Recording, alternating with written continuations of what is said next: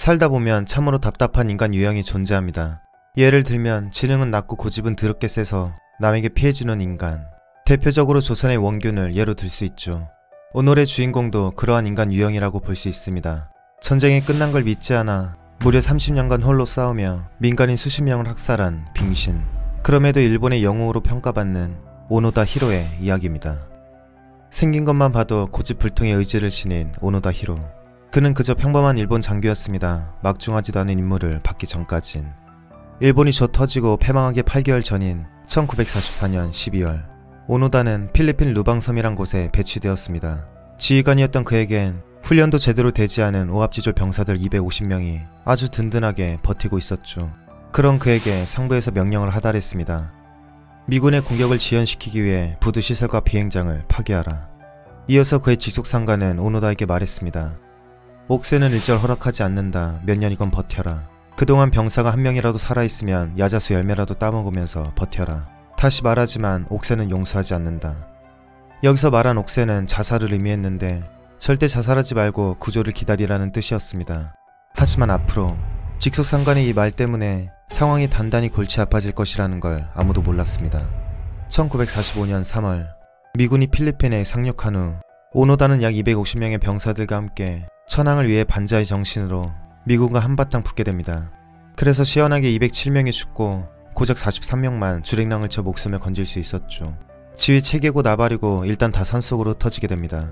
그래도 오노다는 외롭지 않을 수 있었습니다. 앞으로 펼쳐질 답도 없는 뻘짓을 함께할 동료 아카즈 유이치, 시마다 쇼이치, 고즈카 긴시치가 있었기 때문이죠. 산속에 살림을 차린 지 5개월쯤 지난 1945년 8월 15일 일본은 항복을 선언하였습니다. 이 사실을 모르고 숨어있던 일본군들을 위해 대대적으로 삐라를 뿌려 일본의 패망을 알렸고 산속을 헤매는 대부분의 일본군은 그 삐라를 보고 투항하여 안전하게 집에 갔습니다. 하지만 오노다는 달랐습니다. 그 삐라를 보고 콧방귀를 끼며 말했죠. 역시 간사한 미국놈들. 나란 사나이는 고작 이런 구라에 속을 바보가 아니다. 이처럼 그의 지능 낮은 판단력에 감탄하며 박수를 치던 동료 부하 3명은 그렇게 전쟁이 끝났음에도 같이 뺑이치게 됩니다. 시간이 흘러 6년이 지나게 되고 부하 아카즈는 도저히 못 살겠다며 오노다의 품을 떠나 투항하고 집으로 돌아갔습니다. 정글 속에서의 삶은 고됨 그 자체였습니다. 먹을 것도 다 떨어져 배고파 뒤지겠는지 오노다 멤버들은 필리핀 원주민 마을을 습격하였고 주민들을 잔인하게 살해한 뒤 식량을 약탈했습니다. 언제 한 번은 야자수 열매를 따던 원주민 소년을 토막 살인하는 범죄까지 저질렀습니다. 그는 후에 투항할 때까지 이러한 끔찍한 전쟁 범죄를 저지르며 연명하고 살았죠. 그는 멤버들과 함께 영원할 수 없었습니다. 필리핀 정부는 이런 약탈자들을 토벌하기 위해 토벌대를 꾸며 섬으로 배치시켰고 이에 종전 9년차인 1954년 동료 시마다가 총에 맞아 사망하게 됩니다. 그리하여 오노다에겐 고즈카만이 남게 되었죠. 일본 정부는 이런 오노다를 투항시키기 위해 그의 부하였던 사람들을 보내기도 했습니다. 이에 오노다는 동료에게 말했습니다. 역시 간사한 미국놈들, 나를 잡기 위해 부하들까지 이용하다니. 심지어 오노다의 가족까지 직접 데리고 와서 오노다를 설득시켰습니다. 오노다를 애타게 부르며 찾는 가족들을 보며 오노다는 말했죠. 진짜 간사한 미국놈들, 가족까지 동원하다니. 이처럼 빙신같이 버티고 버티다 종전 28년째인 1972년 마지막 동료 고즈카가 숨을 거두게 되고 오노다는 독고다의 정신으로 정글숲을 지배하였습니다. 그리고 종전 30년째인 1974년 오노다의 지 혼자만의 전쟁은 끝이 날 수 있게 되는데 오노다의 흥미로운 이야기에 호기심이 생긴 한 대학생이 수소문 끝에 오노다를 만날 수 있었습니다. 학생은 차분히 오노다에게 모든 상황을 설명하였고 오노다는 그제서야 일본의 패전 사실을 받아들였죠. 그럼에도 오노다는 반자의 정신으로 한 가지 조건을 내걸었습니다. 나의 직속상관이 직접 와서 항복 명령을 전달하기 전까지는 근무지를 이탈할 수 없소. 이 사실이 일본에 알려지자 과거 일제의 영광의 정신을 지닌 살아있는 전설을 발견했다며 아주 쌩 난리가 납니다.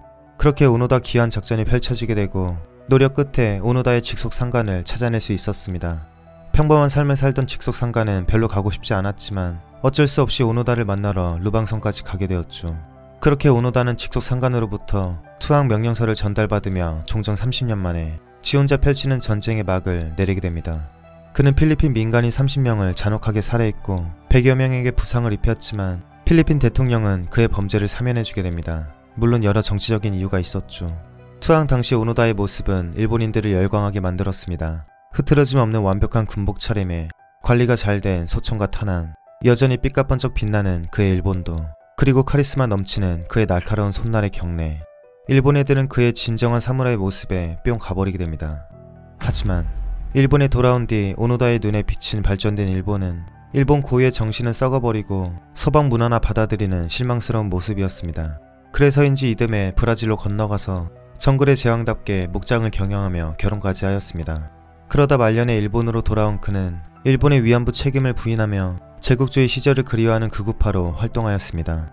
그리고 2014년 1월 92세의 나이로 마침내 숨을 거두게 됩니다. 오래도 살았죠. 전쟁이 끝난지도 모르고 무려 30년간 지 혼자 전쟁을 펼치며 무자비한 살인을 저지른 범죄자.